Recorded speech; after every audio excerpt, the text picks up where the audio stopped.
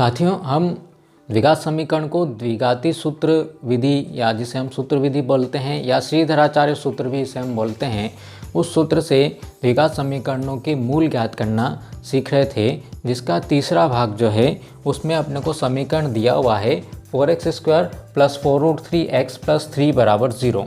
हम इस द्विघाती सूत्र में a, b और c के मान रख करके इसको हल करेंगे, लेकिन a, b और c के मान हमें किस प्रकार से प्राप्त होंगे, तो उसके लिए हम क्या करते हैं कि इस समीकरण की तुलना हमारा जो सामान्य रूप है a b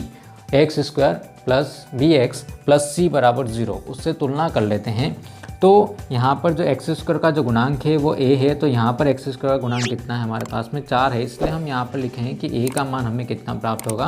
4 प्राप्त होगा। यहाँ पर x के जो गुणांक है वो b है और यहाँ पर x का गुणांक है 4√3, इसलिए b का मान अपने को मिल जाएगा कितना, b = 4√3 हमें प्राप्त होगा। और अचर राशि जो है वो c कहलाती है, इसलिए c का मान अपने को प्राप्त हो जाएगा 3। ये तीनों ही मान आप जो है इस सूत्र के अंदर अगर हम रख देते हैं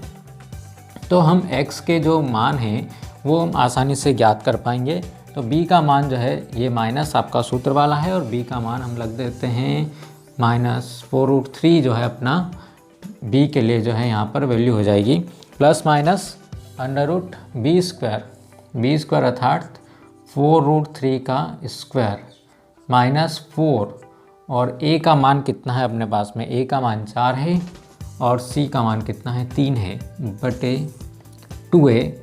2 इंटू a का मान कितना प्राप्त हुआ, हमें 4 प्राप्त हुआ, बराबर यहाँ पर अपने को मिलेगा -4√3 प्लस माइनस अंडर यहाँ पर 4 का वर्ग कितना होता है, 16 होता है, और √3 का √3 में गुणा कराएंगे तो अपने को कितना प्राप्त हो जाएगा, 3 प्राप्त हो जाएगा, -4 चौक 16, यहाँ पर अपने को मिल जाएगा 48 और बटे में अपने को मिल जाएगा 8, -4√3 प्लस माइनस 16 का गुणा 3 में आप कराएंगे तो 48 मिलेगा, और एक 48 आपके पास पहले से, 48 - 48 आपको कितना प्राप्त हो जाएगा, 0 प्राप्त हो जाएगा। तो आपको यहाँ पर मिलेगा 4√3 प्लस माइनस 0/8। इस प्रकार जो है आप जो है यहाँ पर दो मूल प्राप्त कर चुके हैं। अगर आप यहाँ पर जो है प्लस चिन्ह लेते हैं, धनात्मक चिन्ह अगर लेते हैं आप, तो x का मान आपको मिलेगा कितना, -4√3 प्लस 0/8, अर्थात x का पहला मूल जो अपने को मिलेगा वो कितना प्राप्त हो जाएगा, इस 4 से इस, अच्छा पहले तो आपको 0 प्लस करना पड़ेगा इसके अंदर, तो -4√3/8 हो जाएगा। 4 से 8 कैंसिल होगा तो अपने को पहला मान मिलेगा √3/2। अगर आप यहाँ पर नेगेटिव साइन लेते हैं तो आपको मिल जाएगा -4√3 - 0/8। 0 का माइनस करेंगे आप -4√3 में से तो वही आप वैल्यू आपको मिलेगी -4√3/8। तो यहाँ से भी आपको जो है आंसर मिलेगा -√3/2। हम यहाँ पर देखते हैं कि इस x की जो दोनों वैल्यू है वो कैसी है, दोनों ही बराबर हैं। तो हमें x के दोनों मान बराबर कब मिलेंगे, ये चीज़ भी आपको देखनी है कि समीकरण के दोनों मूल बराबर कब हो जाएंगे, जब आपका जो है ये स्क्वायर रूट के अंदर जो वैल्यू आ रही है वो 0 हो जाए, अर्थात आपके पास में b² - 4ac अगर बराबर 0 मिल जाता है तो हमारे पास में समीकरण के दोनों मूल अर्थात x के जो दो मान आपको प्राप्त हो रहे हैं -√3/2 और -√3/2, आप देख रहे हैं कि दोनों ही मान जो हमारे पास में जो मिलने वाले हैं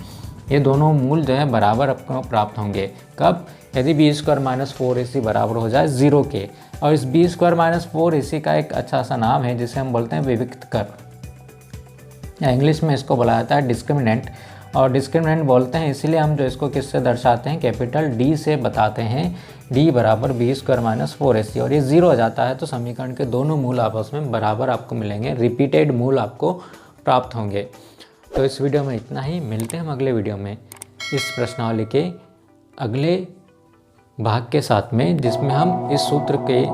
साथ अगले समीकरण को हल करेंगे। यदि आपको वीडियो पसंद आया हो तो इसे लाइक कीजिए, अपने दोस्तों में शेयर कीजिए, और चैनल यदि आपने सब्सक्राइब नहीं किया अभी तक तो ज़रूर सब्सक्राइब कीजिए। धन्यवाद।